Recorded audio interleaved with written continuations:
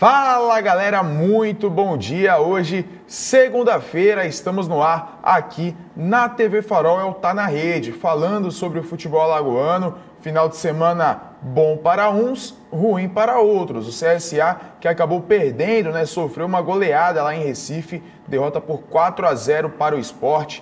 E por outro lado, o CRB, que venceu o Grêmio com 2 gols do Diogo Silva, o goleirão, que se aventurou nas cobranças de pênalti e conseguiu ali dar a vitória ao Galo. E no domingo, o Asa, enfrentando o Rio Branco lá do Acre, conseguiu a classificação para as quartas de final nos pênaltis. Depois de um 0-0 sofrível de se assistir, o Asa conseguiu voltar a se classificar, inclusive com o gol do Didira, O gol da classificação saiu dos pés do antigo Gandula, hoje jogador e ídolo aí de toda a nação alvinegra. Ao meu lado hoje, JP Manhani, para estar comentando sobre esses jogos que ocorreram nesse final de semana, sobre também a classificação da Série B, os jogos também que vão ocorrer na Série D, segunda e quarta divisão respectivamente, mas iniciando sobre o CSA, trazendo já a informação do CSA que acabou perdendo mais uma vez, sob o novo comando técnico. É claro que não teve muito tempo ali de trabalho, a gente vai estar falando sobre isso também. Aliás, nem era o Roberto Fernandes, que estava ali na beira do campo dando orientações, era o seu auxiliar, que não faz muita diferença, o trabalho já é longo entre os dois, mas enfim, fato é que o CSA não jogou bem e acabou conhecendo mais uma derrota acachapante, derrota por 4-0, e eu já dou o meu bom dia para o JP. Bom dia, JP. O que dizer deste final de semana, Dia dos Pais, uma galera ficou feliz, outra nem tanto, JP? Exatamente, Bom dia, Gabriel. Bom dia a todos. Falar desse final de semana é realmente 2 pontos, 2 extremos, O Asa se classificando nos pênaltis, vai pegar agora o Pouso Alegre nas quartas, confronto muito complicado. O CRB teve uma vitória até um ponto surpreendente, porque o CRB passou um bom período do jogo com 1 a menos. O Romão, que voltou ao time titular, sofreu o pênalti que gerou o primeiro gol, mas depois terminou sendo expulso, uma entrada bem pesada que ele fez no adversário. E também, ainda no primeiro tempo, e falar sobre essa derrota do CSA, uma derrota que em ritmo de treino, 4-0, o Sport claramente tirou o pé no segundo tempo, poderia ter feito 5, 6 tranquilamente, no mínimo, tranquilamente, mas em ritmo de treino fez 4-0, e aí o CSA cai ainda mais, porque o Guarani venceu na rodada e aí deixou o CSA uma posição abaixo, a situação vai ficando ainda mais dramática. O Roberto Fernandes realmente não estava à beira do gramado, teve um curtíssimo período para treinar, mas colocou ali 3 zagueiros, coisa que o CSA não vinha utilizando, colocou ali 3 zagueiros, o Erley, Douglas e Lucão. Deu certo? Não deu, Não deu. Acho que talvez para dar um pouco mais de sustentação defensiva, mas ficou longe, Ficou longe de levar algum trabalho para o esporte. Ficou tranquilo demais o esporte no jogo, Mesmo quando estava 11 contra 11, o Lourenço terminou sendo expulso ainda na primeira etapa, mas o esporte foi soberano em toda a partida. O CSA não deu um chute na direção do gol. Teve ali finalizações fora da área do Gabriel, 2, e do Barcelos. Ferreira também. Ferreira também. O Barcelos, inclusive, teve a melhor oportunidade quando ainda estava 0-0. E não foi nem aquela oportunidade, Foi um erro de saída de bola do alemão, do zagueiro do Sport, e aí o Barcelos chutou para fora. Melhor finalização foi do Ferreira de fora da área, o jogo já estava bem definido, estava 3-0 naquele momento, e assim, o CSA ficou... Repito, o Sport poderia tranquilamente ter feito 5, 6 gols, O primeiro ali do Sander, depois a gente vai mostrar os gols, aquela pintura do Sander, O Giovani também fez um belo gol de fora da área.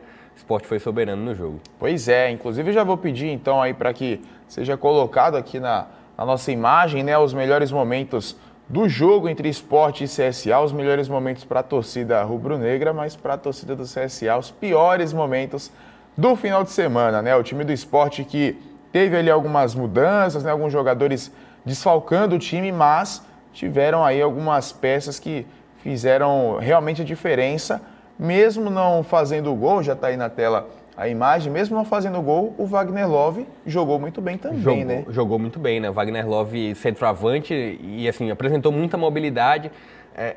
No primeiro minuto, o Sport já criou uma oportunidade com ele, tendo uma participação, ele, o Luciano Juba.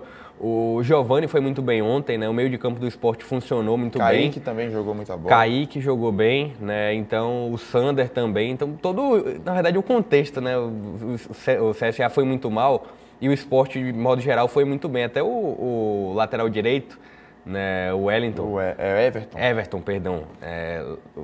Fez uma partida que passou no CSA na temporada passada, fez uma partida muito boa.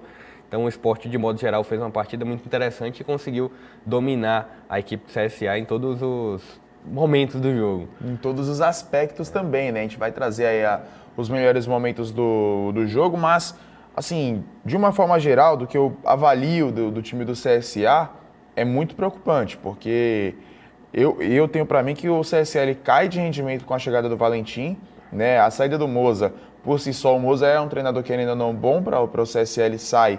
E aí, dentre várias contratações possíveis, eu acho, na minha visão, a diretoria erra em contratar o Valentim. Tanto é que o futebol cai de nível, o Valentim é demitido e aí chega o Roberto Fernandes tendo que recuperar uma situação que estava até pior do que já estava antes, há alguns meses atrás. Sim. Acho que agora o momento é mais crítico, o tempo é mais curto e você... Sustinho aqui, né? Mas tudo bem. Mas, assim, você falou muito bem, né? O Mozart não era o grande culpado, o Mozart terminou saindo. O Mozart, inclusive, está no Guarani, que passou o CSA. Passou o CSA. Ainda está na zona de rebaixamento, mas mesma pontuação. A gente vai trazer a tabela daqui a pouco. Né? Um Guarani mais limitado do que o CSA em elenco, mas o Mozart conseguindo tirar um pouco mais. E aí o Alberto Valentim realmente não conseguiu recuperar. Sua análise teve uma baixa. E assim... Roberto Fernandes não vai ter mais o tempo que o Alberto Valentim teria, né, de quantidade de jogos aí, e também vai ter que perder o Wellington na zaga. Alguns torcedores consideram como um ganho, né, a saída dele, mas vai ter que recuperar a confiança dos jogadores, reestruturar a equipe, tentar pelo menos colocar algum conceito de jogo dele, né? Ele falou que não iria, mas é inevitável, né? Você chega, você também quer colocar um pouco da sua forma de jogar.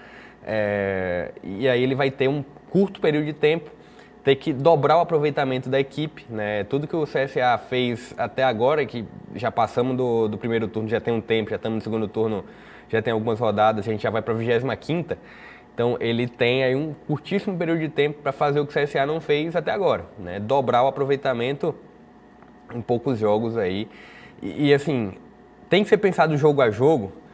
Mas quando a gente olha para o adversário e olha para o CSA, o confronto fácil o adversário fácil é o CSA. Pois né? Então tem que realmente mudar essa chave, tem que fazer com que o Gabriel jogue mais. Lourenço já não cria mais expectativa, né? Antes do jogo já falava, né? E aí ele foi lá e foi expulso. Então os atacantes, os homens de frente, o Barcelos, que é muito mais artista do que jogador em alguns momentos. Ih, rapaz. Ator, você ator, quer dizer? Sim, ator. Tem ali também o Elton. Né? Acho que, repito, o Elton sofre muito o que o Rodrigo Rodrigues sofre. A bola não chega nele, né? A bola não chega no centroavante do... Se chegasse como chega às vezes no Rodrigo Rodrigues, talvez ele faria os gols que o Rodrigo Rodrigues Não, perde. Tecnicamente o Elton é melhor, né? Não tem dúvida disso. Mas é todo um contexto. E assim... contexto também passa muito pelo meio de campo do CSA, que não funciona. Sim. Vamos lá, se o setor defensivo, tirando esse jogo contra o Sport, né? Mas se o setor defensivo do CSA atua como atua normalmente e o meio de campo evolui, né, dá até para criar uma esperança. Mas assim, o setor defensivo vem caindo de rendimento, o meio de campo continua sem funcionar, a bola não chega no ataque, não tem... Inclusive a melhor chance, aquela que você falou, foi de um erro da defesa do Sport, né? A do Barcelos foi um erro do alemão, então o CSA, uma situação realmente muito dramática. A cada rodada que passa a gente vai vendo a situação, o buraco ficar mais fundo. E o problema não é nem assim a questão de que dá para o time sair da zona de rebaixamento, dá, matematicamente falando dá, mas você não vê nenhuma apresentação ali dentro de campo que mostre assim de fato, até o jogo contra o Brusque, onde o CSA vence, não é também Não, uma vitória foi sorte. segura, tranquila, não. Ali foi sorte. Sorte definiu o que foi aquele jogo, né? O CSA teve mais sorte do que competência. O Brusque colocou 3 ou 4 bolas na trave, uma delas num pênalti. O CSA pouco agredia e aí, a partir de uma cobrança de lateral, uma movimentação um pouco maior, teve o pênalti para o CSA. O Rodrigo Rodrigues foi muito bem convertendo e segurou, né? Parou o jogo por ali. Segurou muito por conta de... Acho que foi o dia do CSA, né? Um dia ali de sorte. E o Brusque... faltou sorte pro Brusque também, né? Então, que voltou a vencer, inclusive. Que voltou a vencer 2-1, né? Daqui a pouco a gente vai passar sobre os jogos da rodada. Pois é. Então, daqui a pouco a gente vai trazer essa análise.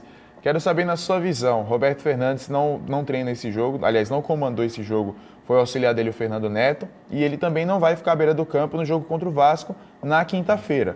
Você acha que isso pode ser ruim para o CSA de alguma forma? Mesmo o trabalho sendo ali a mesma coisa, Roberto Fernandes pode estar passando uma instrução ali no radinho. Pode dar um grito a mais à beira do gramado, né? É verdade. Tem esse fator, ele pode talvez dar uma orientação que ele está vendo ali no ao vivo durante o jogo, que ele não observou nos treinamentos.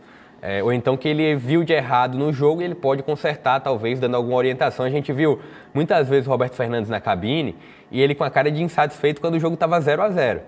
Então ele poderia, se ele estivesse um pouco mais presente, se ele realmente estivesse presente ali à beira do gramado, ele poderia dar alguma orientação para pelo menos tentar amenizar algum possível erro ali que ele estava observando. Então tem essa falta do treinador realmente ali à beira do gramado. Por mais que o Fernando receba orientações, não é realmente o treinador, né, ali comandando o time à beira do gramado.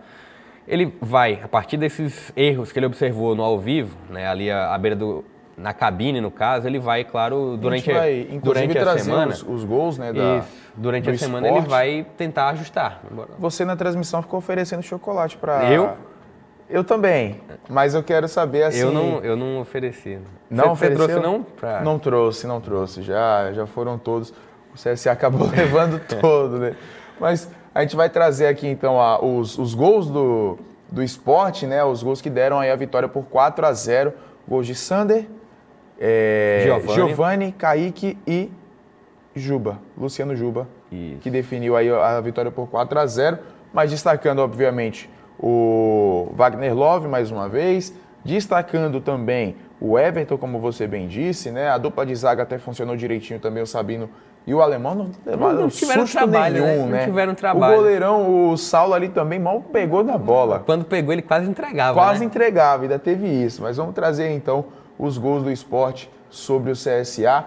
Você está vendo aí o momento do lateral, né? Uma jogada até fácil de se neutralizar, mas vai trazer a narração? Então coloca aí com a narração, então. Põe na tela.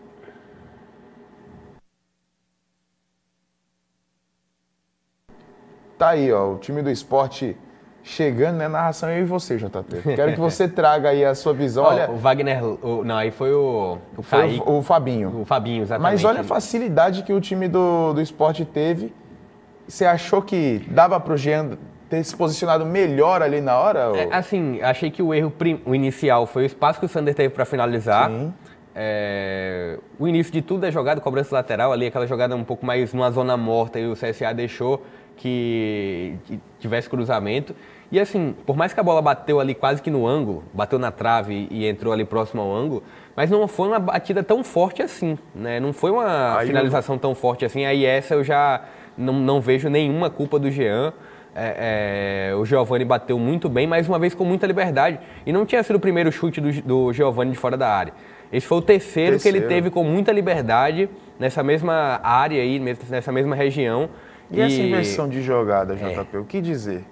É algo, mais um dos erros individuais, né? Erros individuais, o Gabriel já cometeu isso no meio de campo do CSA, gerando um gol para o adversário, né? O primeiro gol contra o Ituano, na verdade.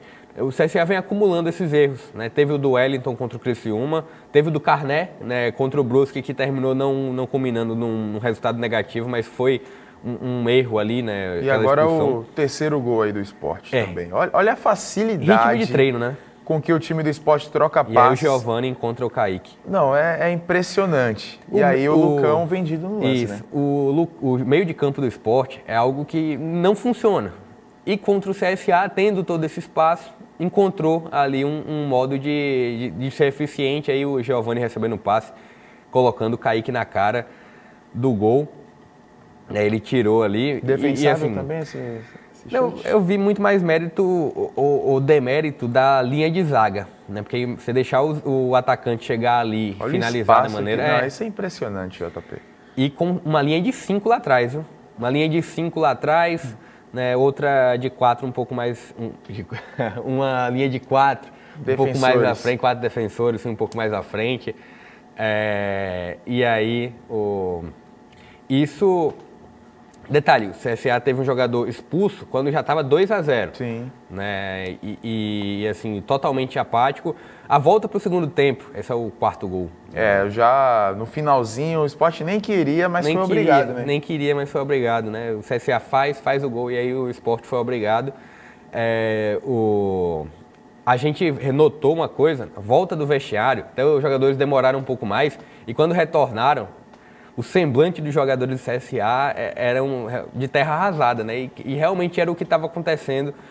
O Sport estava dominando a partida, estava... Mas olha o detalhe, a primeira finalização do Juba, que o Jean defende, olha a linha de defesa do CSA, não reage, simplesmente fica parada, esperando o lance terminar de acontecer, esperando realmente o gol sair. Alguma coisa errada está acontecendo, JP, pelo amor de Deus. Não, assim, os 2-0... quando estava 11 contra 11, já estava um jogo que o Sport estava dominando bastante, estava tomando todas as ações. Quando o Lourenço foi expulso, aí que realmente parece que bateu, não vai dar. Não vai ser esse 2-0 placar perigoso que a gente tanto fala aqui, né? O Sport realmente estava dominando, o CSA não conseguia ser agressivo, não conseguia levar perigo. Não deu uma finalização, não testou o Saulo. Não testou o Saulo. E assim, não era o 2-0 perigoso, era o 2-0 perigoso muito mais CSA. E aí terminou que o Sport fez o 3 e fez o 4 na base do CSA, né? O CSA pedindo para tomar o quarto gol. E aí o Sport foi lá, obedeceu, fez o quarto gol já na reta final do confronto. Poderia ter sido muito mais, né? Poderia. Ritmo de treino, um esporte que claramente tirou o pé. O Claudinei até mudou totalmente o ataque, mas o time já também, até os que entraram já estavam ali, o jogo já está resolvido, né? Então foi essa aí a pegada do jogo CSA. Pois acaba que o CSA foi derrotado por 4-0. O próximo jogo já é na quinta-feira contra o Vasco, aqui em Maceió, no estádio Rei Pelé. Jogo que vai marcar aí, né, um time que está brigando pelo acesso, outro time que está brigando contra o rebaixamento. O CSA ainda tem chance de sair da zona de rebaixamento caso vença, né? Acho difícil, mas, enfim, o Vasco vem embalado, venceu inclusive o time do Tombense nesse final de semana e o CSA, em contrapartida, está ali numa situação bem delicada. O Vasco que venceu com muita tranquilidade. Sim. Fez 3-0 com os caras da base. Aí você imagina... Você imagina, né? Assim, meu Deus. Por mais que o Vasco não jogue tão bem fora de casa, mas vem embalado, vem com essa vitória considerável contra o Tombense que está organizado. Sim. E aí o Vasco conseguiu esse resultado expressivo, fez 3-0, terminou tomando um gol quando o jogo já estava encaminhado, então adversário bem complicado para o CSA. Pois vamos trazer agora a informação do Clube de Regatas Brasil, mudando totalmente a página. O Galo voltou a vencer, né? Depois de 3 jogos ali, jogando até mal, e inclusive com críticas até bem justas sobre o técnico Daniel Paulista, sobre a forma como o CRB vinha jogando. Dessa vez, não há o que reclamar. O dedo do técnico realmente fez acontecer com que o time do Galo conseguisse uma vitória boa sobre um Grêmio que está ali no G4 também, é o vice-colocado da competição. O time do CRB conseguiu neutralizar as ações, teve até muitas oportunidades, né? Principalmente com o Reginaldo ali na ponta direita, mas acabou perdendo essas oportunidades. Enfim, já vou pedir inclusive para você comentar, você que inclusive esteve lá no Rei Pelé, né, acompanhando o jogo. Vitória por 2-0 do Galo com 2 gols do paredão Diogo Silva. 2 gols do Diogo Silva. Diogo Silva que foi pouco acionado lá atrás e quando teve os pênaltis, né, sem o Anselmo Ramon para definir, o Anselmo Ramon que ontem estava cumprindo suspensão. O Diogo Silva foi lá e converteu com muita eficiência. Por mim tinha que ser o batedor oficial. Ele deu uma paradinha né? O Breno caiu na paradinha, o segundo o Breno esperou, mas aí o Diogo Silva bateu muito bem, o Breno até foi na bola, mas não conseguiu chegar. Mas assim, um jogo que realmente o Daniel Paulista foi muito bem, foi muito lúcido em todos os momentos, né? Já da escalação. Inclusive, o que me surpreendeu mais foi a participação do Jalisson, como ele foi bem no jogo. Ele não sentiu o peso da partida, ele que vem sendo poucas vezes utilizado como titular. Não entendo, né? Porque não coloca o jogador nem como reserva, nem entrando ali no segundo tempo. Isso, né? Ontem o CRB tinha algumas baixas importantes no meio de campo, não podia contar com o Martin, inclusive. E aí o CRB foi totalmente eficiente. O CRB jogou em casa, mas meio que com uma pegada de jogando como visitante. Por quê? Porque o Grêmio queria propor o jogo. Então, dessa forma, o CRB joga um pouco melhor, não tendo a obrigação de propor. A primeira jogada saiu com um passe do Gum um pouco mais longo, encontrando o Gabriel Conceição, que foi muito bem. Sim. Mais uma vez, o Gabriel Conceição sendo acionado, né, tendo que encarar aquele buraco deixado pelo Anselmo Ramon. E vai muito bem. Ele iniciou a jogada que gerou o pênalti para o Guilherme Romão, que estava retornando. CRB com muitas modificações no setor defensivo, modificações positivas, porque teve o retorno do Gum, teve uma ótima partida do Diego Ivo, um monstro na zaga, né? O Raul Prata iniciou na lateral, então foi um setor defensivo, e o Romão principalmente. Muito bem, mesmo sendo expulso, mas voltou a jogar bem. Né? Ele foi expulso no primeiro tempo ainda, mas o primeiro gol foi muito por conta dele. Ele partiu para cima, driblou um, driblou dois, foi derrubado na área, e aí foi o pênalti que gerou o primeiro gol. Então, setor defensivo modificado e foi muito eficiente. O meio de campo com o Claudinei, que a gente sabe que marca muito bem, tem deficiência no passe, mas marca muito bem. O Jalisson marcando muito e também agredindo, também tendo ali um dever de apoiar o ataque, indo muito bem nessa função. O Rafael Longini um pouco apagado, mas o jogo também não estava sendo aquele para o Rafael Longini, Sim. porque quando ele pegava a bola ele sempre estava bem marcado. E jogo... mesmo assim ele ainda deu a jogada ali pro Exatamente, gol, né? Então, isso no primeiro tempo. O CRB fez 1-0, teve o Romão expulso. Ao vivo eu vi que realmente a pegada foi por cima, não foi realmente na maldade, mas foi uma entrada por cima que era clara para expulsão. Terminou sendo expulso ainda na primeira etapa. E com uma a menos, o CRB foi lá, ainda no primeiro tempo, com a jogada do Longini. E não parecia ser o Longini, né? Porque não foi uma jogada de passe, uma jogada de cadenciar o jogo, foi puxando o contra-ataque. Né? Ele conseguiu puxar um contra-ataque, por incrível que pareça, driblou 3 defensores do Grêmio, encontrou ali o Mocelin, que finalizou no braço do Jeromel. E aí teve o segundo pênalti que o Diogo Silva conseguiu fazer o gol. A partir desse segundo gol, o Roger, treinador do Grêmio, fez algumas mudanças para realmente colocar o time do Grêmio mais à frente, tirou um volante, colocou o Elkerson, centroavante, né? Tirou o Lucas Leiva. O Grêmio, mesmo assim, mesmo tentando na formação seu ofensivo, parecia que não estava conseguindo encaixar. O Grêmio não conseguiu ultrapassar a barreira do CRB pelas próprias limitações e também pela eficiência do CRB. O CRB colocou uma linha de 6 defensores em muitos momentos e 3 jogadores um pouco mais à frente, o Jalisson, o Claudinei e o Longini. E aí foi uma barreira. O Grêmio não conseguiu ultrapassar essa barreira, mesmo depois tirou o Jeromel. Tirou um dos zagueiros e colocou mais um homem de frente, colocando o Gabriel, um pouco mais para tentar ser mais eficiente, mas faltava ligação. A gente muitas vezes observava o Grêmio com a linha de 5 atrás e uma linha de 5 à frente, mas não tinha quem fazer a bola chegar, não tinha esse meio termo aí para a bola chegar na linha do Diego Souza, que muitas vezes até recuava para buscar o jogo. O Elkerson, que entrou, ficou isolado. Então foi realmente um jogo muito interessante. E falando sobre a participação do Daniel Paulista, a partir do momento que o Romão foi expulso, ele tinha que recompor a lateral esquerda, tirou o homem que estava um pouco mais apagado do ataque, que era o Fabinho, colocou o Guilherme Lopes, recompôs, e aí depois ele fez as modificações para manter a solidez defensiva, modificações para dar um gás a mais, só para modificar o oxigênio. O Paulinho Mocelin foi muito bem, o Paulinho Mocelin muitas vezes como um lateral, lateral esquerdo, ele na lateral esquerda e o Gabriel Conceição na lateral direita, então correram muito. Terminaram saindo no segundo tempo. O Reginaldo, que você falou, entrou no segundo tempo e muito por conta da ineficiência do Grêmio, o CRB teve possibilidades de contra-ataque e possibilidades claras de fazer o terceiro gol, com o Reginaldo puxando esses contra-ataques. Teve uma que ele deu um passe pro Richard e o Richard estava inteiro para finalizar o lance, para fazer o 3-0, só que ele abriu as pernas, imaginando que iria alguém, o Gasparzinho, o famoso Gasparzinho estava atrás dele, Então, e isso não foi apenas essa oportunidade, o Reginaldo criou mais duas, pelo menos, puxando esse contra-ataque pela ponta direita.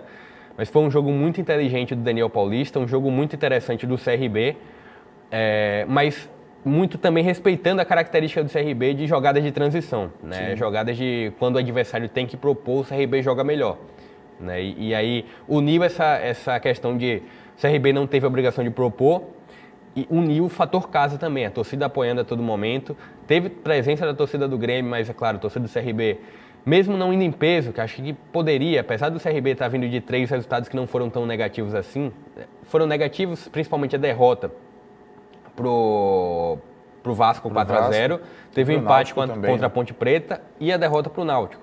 Resultados expressivos, mas o CRB vinha de 9 jogos sem perder, então é natural também você oscilar em algum momento. E aí essa vitória dá uma moral para reconquistar, né, esse ar aí. Vamos trazer então os melhores momentos desse jogo, já está aí na tela, então coloca aí com narração de Williams Martins os gols do Galo e a vitória por 2-0. Autoriza o árbitro! Começa o jogo no estádio Rei Pelé. Passe errado do Grêmio, bola pro Raul Prata, Fabinho recebeu, tocou na frente, olha o passe dentro da área, o corte providencial da zaga do Grêmio, vai pro escanteio.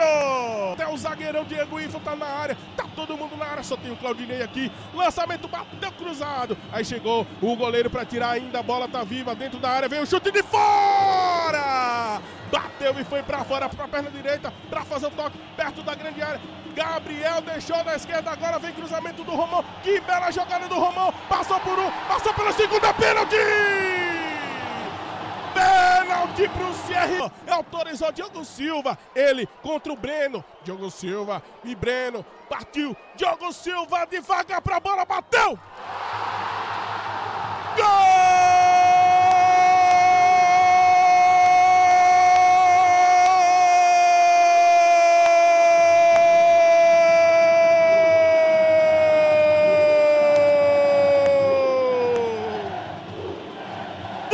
Maluco! Diogo Silva! Área, tá sozinho o Longini, trouxe pro meio, pra trás, pro Marcelo, bateu, agora é pênalti! Pegou na mão do jogador do Grêmio, JP! A torcida apoia, Diogo Silva correu pra batida, pra fazer! Gol!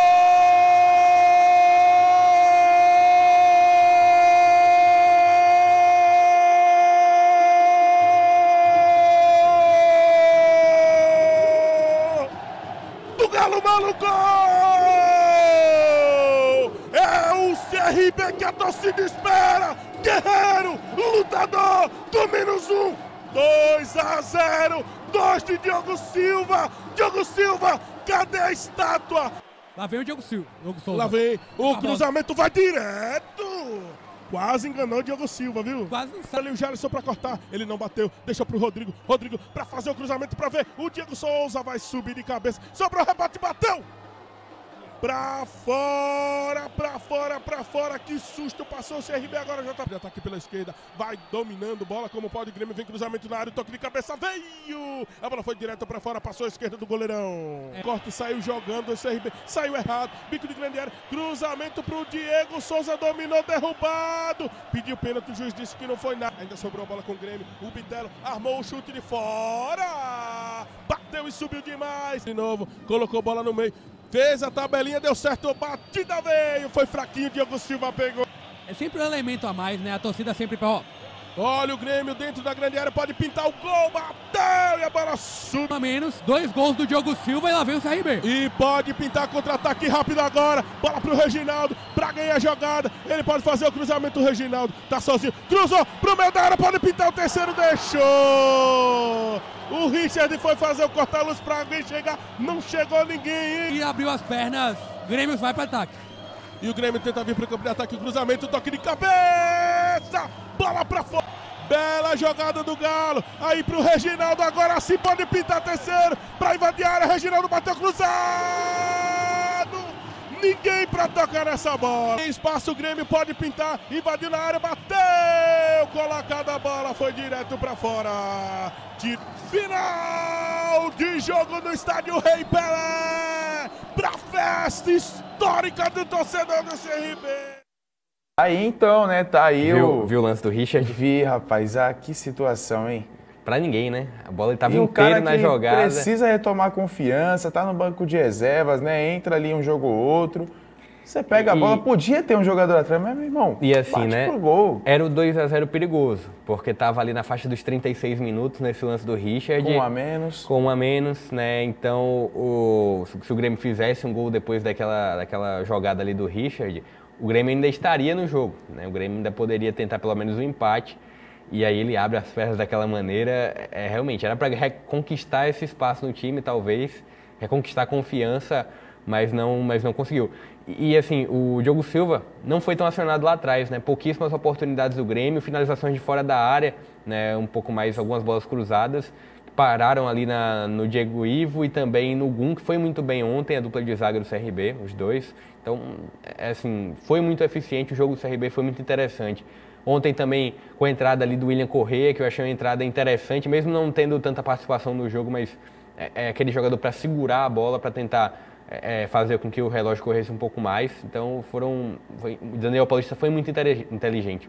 E o CRB que inclusive joga o próximo jogo contra o Sampaio Corrêa no sábado, lá no Maranhão, lá em São Luís. Jogo importante, difícil, porque o Sampaio também vem bem. Em casa. Em casa. O Sampaio que até contra o Operário, né, que a gente estava até comentando, o gol do Poveda, né, que nem Você foi... viu, né? Pois é, mas quando a fase é boa, a bola vai entrar de qualquer jeito. E assim, conseguiu empatar nos acréscimos, né, fora de casa contra o Operário. O Poveda realmente vem jogando muito bem, vem sendo destaque. E aí o Sampaio Corrêa, inclusive, não jogou com Catatal, não jogou com Pimentinha. E aí vamos ver se esses jogadores vão atuar contra o CRB na próxima rodada. Você acha, pergunta capciosa que eu vou fazer agora, o Anselmo Ramon fora, parece que o time do CRB jogou melhor? Eu acho que o CRB jogou melhor muito por conta da característica do Grêmio, né? De ir para cima, e aí uma característica de um estilo de jogo, o CRB tendo que ser reativo, eu acho que o CRB joga melhor dessa maneira. Mas aí não necessariamente por conta da falta do Anselmo Ramon. Tá, mas jogou melhor do que nos últimos 3 jogos onde o Anselmo Ramon estava presente? Aí é uma pergunta que você deixa assim. Eu não acho que foi por conta da falta do Anselmo Ramon que o CRB jogou melhor, né? Respondendo agora sim essa pergunta. Sim. Mas o fato é, o Gabriel Conceição, quando entra, quando tem que substituir o Anselmo Ramon, até mesmo quando tem que jogar ao lado dele, Gabriel Conceição vai muito bem, né? Sempre vem muito bem. Então, ontem foi mais uma partida que o início da jogada do pênalti, do primeiro pênalti, passou pelo pé do Gabriel Conceição. Ele cadenciou o jogo muito bem quando tinha que cadenciar, né? Então, foi um jogador que, mesmo não tendo a experiência do Anselmo Ramon, ele teve a inteligência, né? Teve ali a bola não queimou no pé dele, muito pelo contrário. Então está sendo um jogador muito importante, né? Um jogador que a gente não apostava tanto assim. E vai aí dando alguns frutos ao CRB. Pois é, vamos trazer então agora a classificação, aliás, os jogos da rodada, né, da 24ª rodada da Série B, rodada que se iniciou na sexta-feira, se não me engano. Tá rodada aí, que isso, começou na sexta-feira. Vila Nova e Londrina empate em 0-0. Um jogo que, assim... Surpreende pra você, JP, esse empate? O Londrina tá na 5ª colocação, né, e o Vila Nova na zona de rebaixamento. Só que o Londrina encontra resultados em casa, no Estádio do Café, né? Fora de casa realmente vai muito mal. O Vila Nova tentando uma recuperação, eu acho que o tempo para o Vila Nova também, e não só o tempo, né? Todo o contexto que a gente vê o Vila Nova é um time que já está ali bem encaminhando ali o rebaixamento, e aí faz um 0-0 em casa, né? Tira a coisa tá feia. A coisa tá preta, pois coisa é. tá feia. Realmente. Brusque 2, Ponte Preta 1, jogo também difícil, né? Mas o Brusque conseguiu voltar a vencer.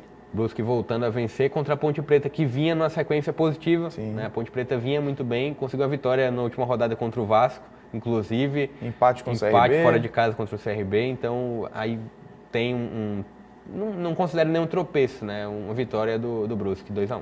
Bahia 2, Ituano 0, novidade? Show do Davó, né? Show do Davó, 2-0. Né? O Ituano que também vinha numa sequência interessante, né? E aí terminou perdendo pro Bahia. Bahia voltando a vencer. Confronto entre Davó e Papagaio, melhor pro Davó.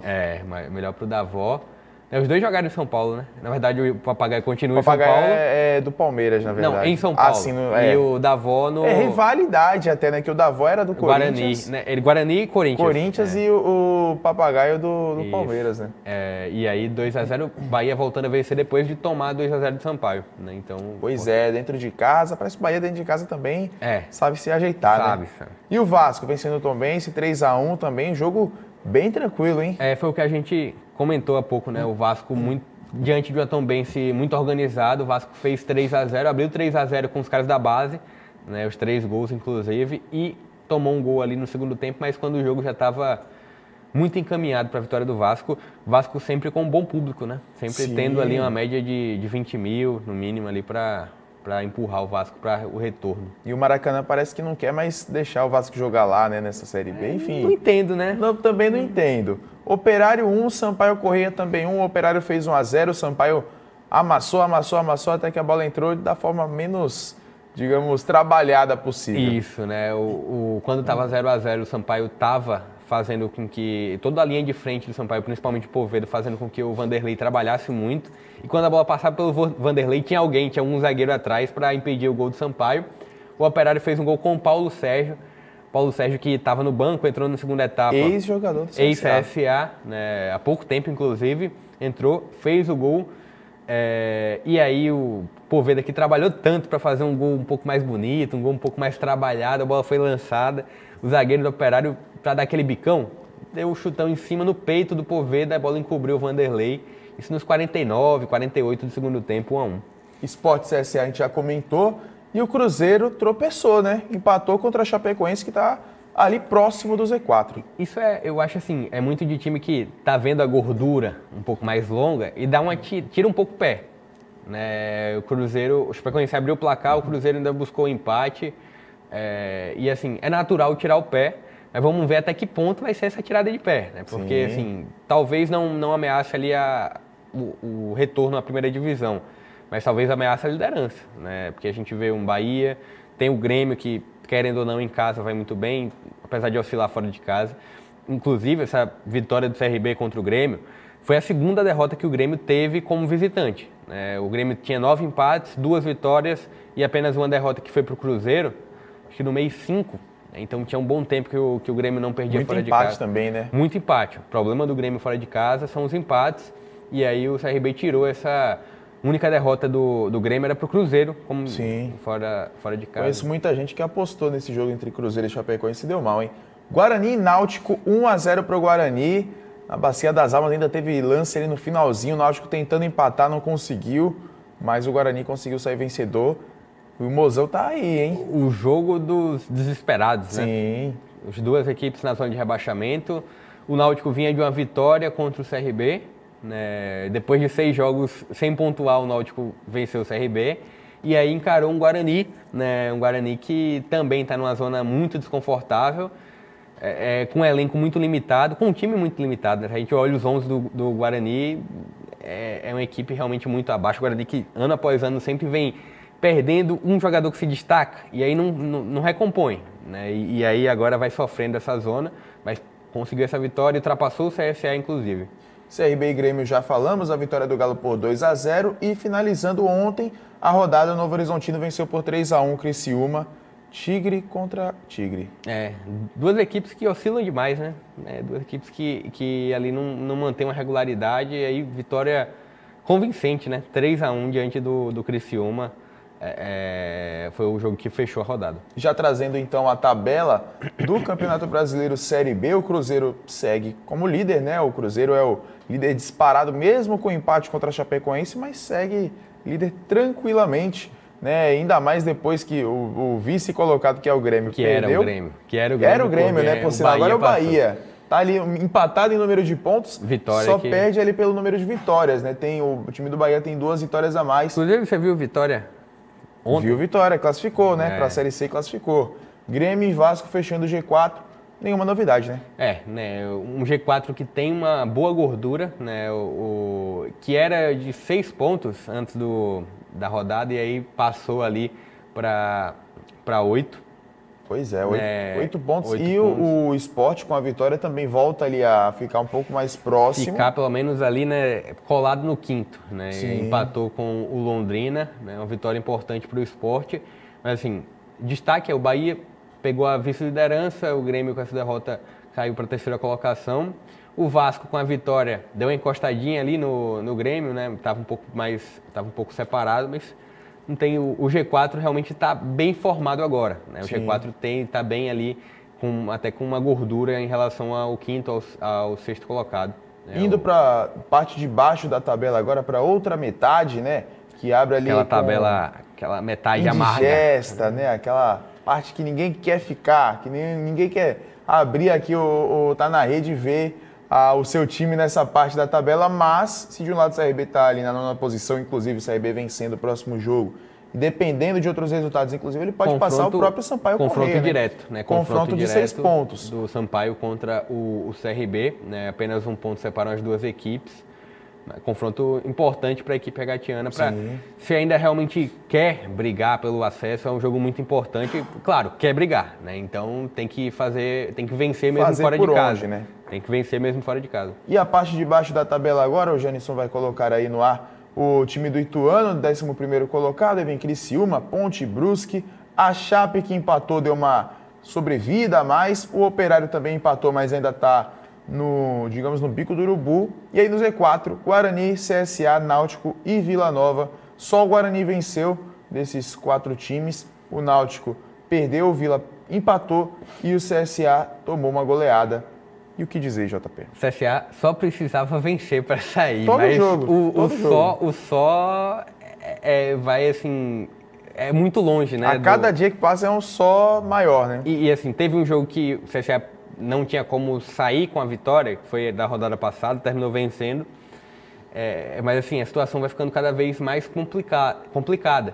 Né? Apesar de pode sair nessa próxima rodada com a vitória, mas assim, aí tem que depender agora do resultado do Guarani e do Operário. Se antes dependia só de um, agora depende de 2. Sim. Né? Então, a situação ficando cada vez mais delicada para a equipe azulina, que precisa reagir o quanto antes. Pois é, a gente vai trazer mais informações ao longo da semana sobre a Série B. A gente vai agora para um rápido intervalo e na volta vamos falar do Asa. O Asa conseguiu a classificação em cima do Rio Branco, empate em 0-0 e nos pênaltis o Didira conseguiu fazer o gol da classificação e o Asa está nas quartas de final, a um passo do acesso à Série C. A gente volta já, não sai daí.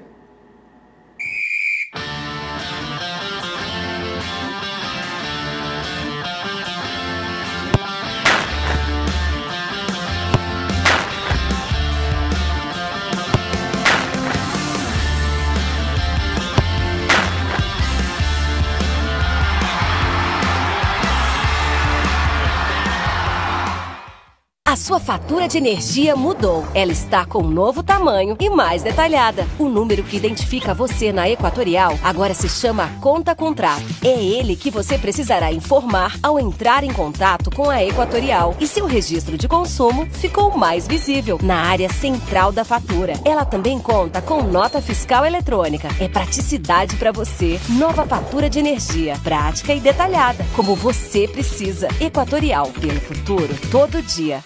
Dá gosto de ver!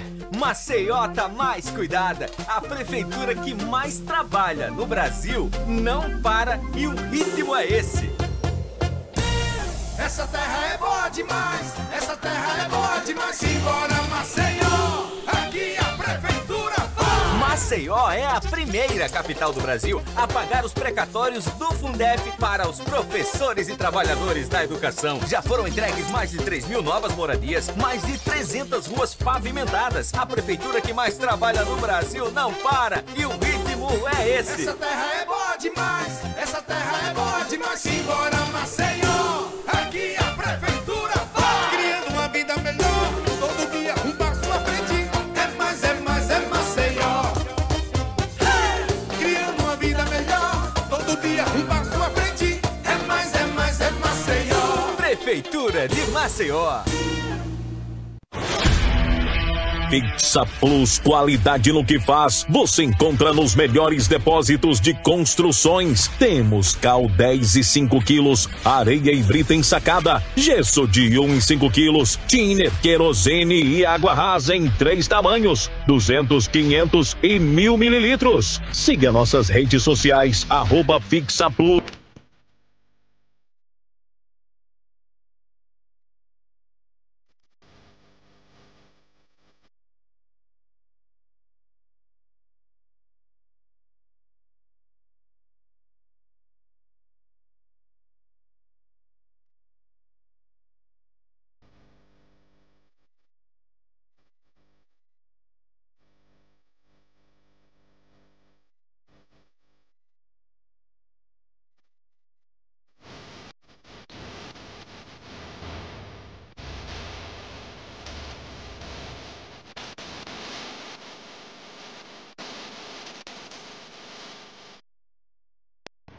Menino, assaltaram a Casa da Moeda? Mentira. Oxe, o pior era uma ruma de caba vestido uns macacão vermelho, umas máscaras engraçadas. Tinha até um professor no meio do furdunço. Vai-me Deus. E era um povo de fora, viu? Um tal de Berlim, Tóquio, Baturité, Quixadá. Mulher, deixa de conversa. Isso aí é uma série da Netflix que eu assisto. Grandes histórias pedem conexões incríveis.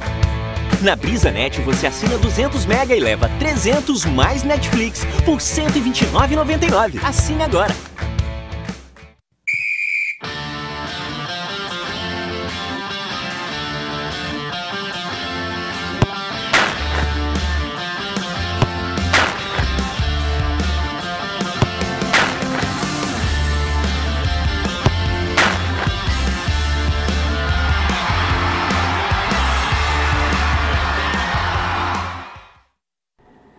Estamos de volta para falar agora sobre a agremiação esportiva arapiraquense. O Asa venceu nos pênaltis o time do Rio Branco e se classificou para a próxima fase do Campeonato Brasileiro Série D, ficando a um passinho ali, a 2 jogos, né, da classificação para a Série C, né, para o acesso à terceira divisão. JP, um jogo nervoso, um 0-0 difícil. Eu esperava que o Asa fosse conseguir um resultado tranquilo, de boa, mas não teve nada de tranquilidade não, viu? A 2 passos do paraíso, né? Pois é. A 2 passos do paraíso. O Asa agora tem um jogo de ida e de volta, né? Agora, dessa vez, o de ida vai ser em Arapiraca, o de volta fora de casa contra o Pouso Alegre. Equipe bem complicada também. Mas o que não é complicado na Série D, né? O Asa teve muita dificuldade para chegar no Acre, teve um período ali teve que ir para outra cidade para terminar, por conta do mau tempo, não conseguiu pousar realmente no Acre. Ficou no 0-0 lá. O Asa teve 2 baixas importantes na defesa, os 2 zagueiros foram expulsos e não puderam atuar nesse confronto, assim como o Júnior Viçosa também é uma baixa importante nessa fase. O Júnior Viçosa que tenta se recuperar para a reta final aí da Série D. Mas assim, jogo complicado, né? Acho que parte da torcida esperava isso, acho que a grande maioria empatou fora de casa, em casa pelo menos 1-0 no tempo normal, dá para fazer, né? Não foi o que aconteceu. O Asa teve, no primeiro tempo, alguns momentos que pressionou. Já vamos trazer, inclusive, os lances do pênalti, né? Dos pênaltis, a disputa de pênaltis entre Asa e Rio Branco. Foi 5-4, não teve ninguém ali, nenhuma defesa de goleiro, mas o único pênalti perdido ali foi o do Ramon, do time do Rio Branco. E aí o Asa converteu todos os pênaltis com o Didira fazendo o gol dele. Eu vi nos comentários, rapaz, lá no chat, falava assim, se o Didira perdesse, ele não ia sair do estádio. Você imagina a pressão, né? Pois é, mas assume a responsabilidade. O Didira já é um ídolo, assim, pelo que ele já fez pelo Asa. E aí ele retorna em meio à Série D, já chegando na fase do mata-mata, praticamente, que ele estava no CSA. Sim. E aí ele chega nesse ambiente que o grupo já está formado, que o grupo já está unido, e ele pega essa responsabilidade de bater o 5º pênalti, né? Então, realmente, ele chamou a responsabilidade, foi lá e converteu muito bem, né? Pode colocar no ar aí, então, Janison, os gols aí, né? Os pênaltis, melhor dizendo. O goleiro Renan até foi bem em uma cobrança ou outra. O goleiro do time do Rio Branco, né? O Evandro Gigante, né? O nome dele, né? O apelido dele. Ele foi bem em praticamente todas as cobranças, ele conseguiu cair no mesmo canto da bola, mas todas as cobranças do Asa muito bem batidas, e aí só essa mesmo que a bola passou um pouquinho Mandou pra longe, torcida, né? hein? Mandou pra torcida, Mandou pra torcida. pros braços da galera. Exatamente. Aí a gente vê a do Feijão, né? O Feijão bateu bem demais também. Você vê, ó, o goleiro Evandro vai bem nas bolas, mas... Quando o goleiro vai pra bola e não consegue pegar, vai no lado certo, não consegue pegar, você vê o quanto o pênalti é bem batido, né? Pois é. Tem aquela que desloca, mas tem aquela que... Olha aí essa aí, ó. A bola ainda tocou na trave. O goleiro Renan foi bem na bola, mas tava muito bem batida, ele não tinha como, né? E o Thalisson, que inclusive o Thalisson perdeu um gol sem goleiro durante o tempo normal. Ele acabou perdendo o gol. O Thalisson foi outro que chegou com o grupo já meio que fechado, né? Ele chegou com tomou a titularidade do Assis, inclusive. Chegou com a Série D em andamento e isso, querendo ou não, tem um certo peso, mas o grupo acolheu bem e aí ele conseguiu converter essa cobrança também. Aí o Zé Wilson invertendo o lado, inclusive, né? Olha aí, para até dancinha, comemoração. O Wanderson do time do Rio Branco bateu muito bem também aí, ó. Você tá vendo aí, pênalti de segurança. Lembrou, né? Lá né? no Rei Pelé, batendo aquele pênalti lá. Sim, verdade. Tá aí. Então, e o Didira fazendo o gol da classificação do Asa para a próxima fase. Didira bateu muito bem também. Aí, goleiro de um lado, bola do outro. Indo para a festa da torcida, o torcedor invadiu o campo, começou a abraçar o Didira, beijou o escudo, fez a festa. E aí... a comemoração do torcedor, né, JB? Aí vale tudo. Aí vale tudo. É aquela, né? Pois é. Só não vale. Só não vale outras coisas. Olha só, a gente vai trazer aí agora como ficou o chaveamento para as quartas de final, porque agora é o seguinte, 2 chaves, quem passar já tem a semifinal possível e a possível final. Por exemplo, a gente estava especulando o Asa e América. Asa e América só se enfrentam agora numa eventual final. Porque assim, tá aí na tela. Essa fase foi por definição por campanha. Sim. Não teve um chaveamento como foi até a fase do Rio Branco. Sim. E aí, a fase por campanha dá aí o Asa esse confronto contra o Pouso Alegre. O confronto teoricamente mais equilibrado, né? Porque foi ali o quarto contra o quinto. O Santa Cruz terminou caindo para o Tocantinópolis. 1-0, né? Santa Cruz que, quando passou pelo Retrô, acho que muita gente imaginava o Santa Cruz vai para a Série C, vai retornar e terminou empatando em casa 0-0 com o Tocantinópolis e sendo eliminado fora. Chaveamento aí com Portuguesa do Rio de Janeiro, que foi muito bem na Copa do Brasil. Sim. E aí contra o Amazonas, futebol do Amazonas crescendo um pouco, né? O Manaus na Série C tendo algum destaque, o Amazonas aí também chegando a essa fase. América de Natal... É o futebol da região norte que vai evoluindo, né? Né? Mais ou menos. A região como um todo não tá tão legal ainda. Né? Ainda. O América de Natal tentando voltar ali aos melhores momentos, né? Tentando o acesso para C, vai encarar o Caxias, confronto complicado também. Aliás, qual não é o complicado? Qual não é complicado? O São Bernardo, de todos aí, eu acho que o confronto mais tranquilo é o do São Bernardo, até porque é o primeiro contra o último ali do chaveamento, né? Sim, assim, o São Bernardo teve uma campanha muito boa, tem um investimento maior, né, equipe paulista diante da equipe Tocantinópolis, mas olhando esse confronto do Asa, confronto muito difícil.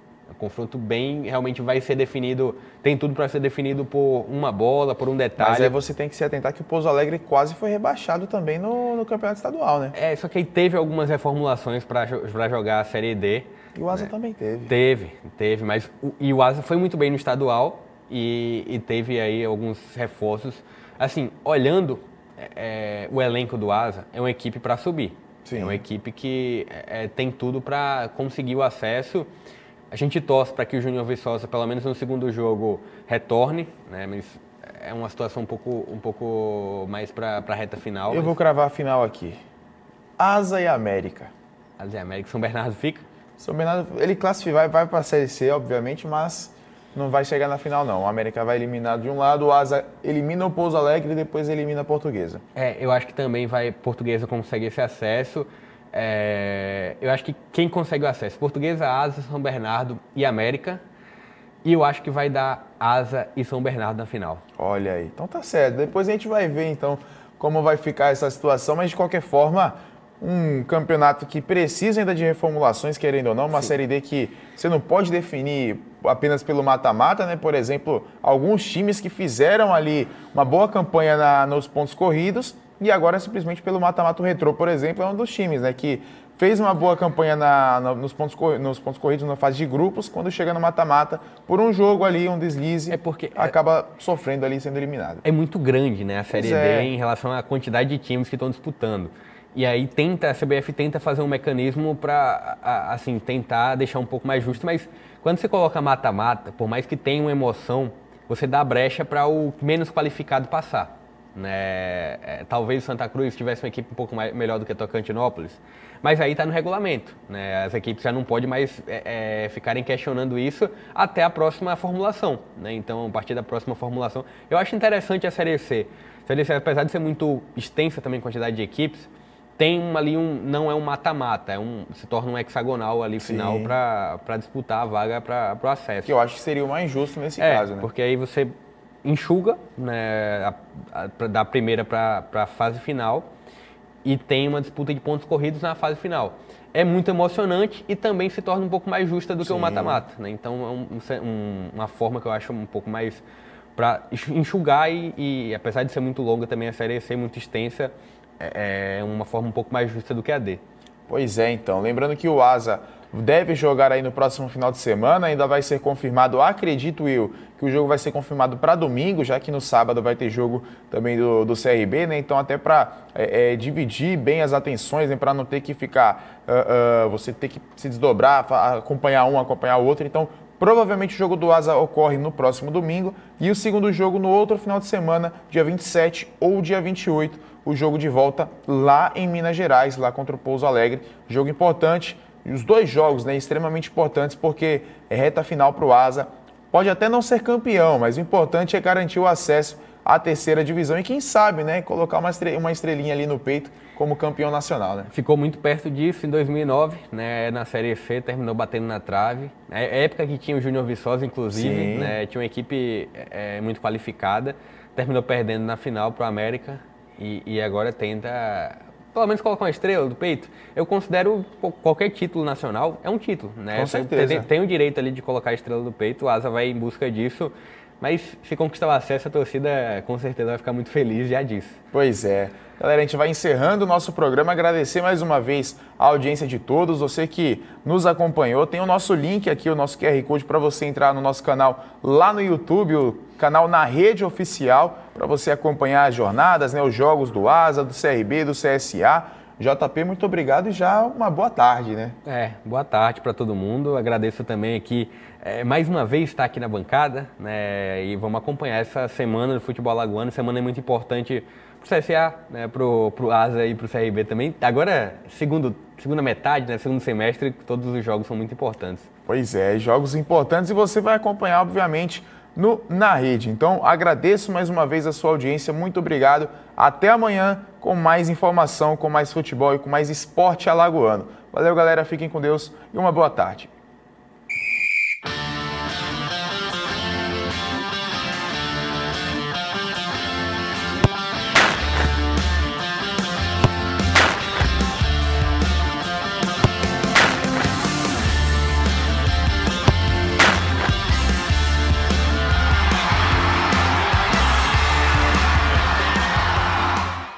A sua fatura de energia mudou. Ela está com um novo tamanho e mais detalhada. O número que identifica você na Equatorial agora se chama Conta Contrato. É ele que você precisará informar ao entrar em contato com a Equatorial. E seu registro de consumo ficou mais visível na área central da fatura. Ela também conta com nota fiscal eletrônica. É praticidade para você. Nova fatura de energia, prática e detalhada, como você precisa. Equatorial, pelo futuro, todo dia.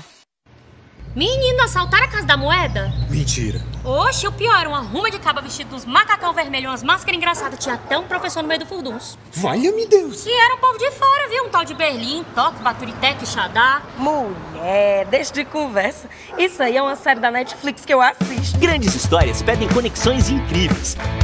Na BrisaNet você assina 200 mega e leva 300 mais Netflix por R$ 129,99. Assine agora. Fixa Plus, qualidade no que faz, você encontra nos melhores depósitos de construções. Temos cal 10 e 5 quilos, areia e brita ensacada, gesso de 1 e 5 quilos, thinner, querosene e água rasa em 3 tamanhos, 200, 500 e 1000 mililitros. Siga nossas redes sociais, @Fixa Plus.